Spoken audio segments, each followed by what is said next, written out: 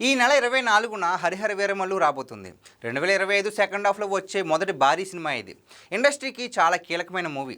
ఈ cinema hit అయితే box office కళకళలాడుతుంది. చిత్రసీమకు విజయాల కరువు తీరుతుంది.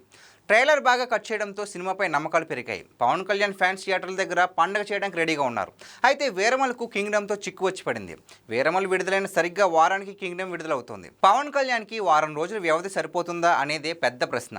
పవన్ కళ్యాణ్ ఒక స్టార్ హీరో. అలాంటి హీరో సినిమా వస్తుందంటే కనీసం 2 వారాల వ్యవధి అవసరం.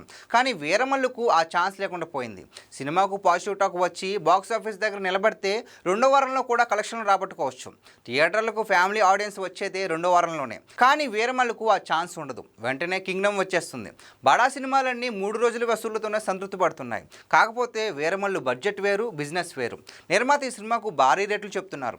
అంత రిస్క్ చేసి సినిమా కొన్న బయర్లకు ఆ డబ్బులు రావాలంటే, బ్రేక్ ఈవెన్లో పడాలంటే 2వ వారం కూడా స్పేస్ కావాలి. అది లేకపోతే అంత రిస్క్ పెట్టి పెద్ద సినిమాలు కొనలేరు.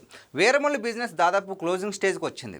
అగ్రిమెంట్లు జరగలేదు, కానీ ఓ రేట్ అనుకుని దానికి ఫిక్స్ అవ్వడానికి బయర్లు రెడీగా ఉన్నారు. కానీ కింగ్డమ్ డేట్ ప్రకటించడంతో ఇప్పుడు డైలమాలో పడే అవకాశం ఉంది. పవన్ కళ్యాణ్ కంటే విజయ్ దేవరకొండ చిన్న హీరో కావచ్చు, కానీ కింగ్డమ్కి కూడా క్రేజ్ ఏర్పడింది.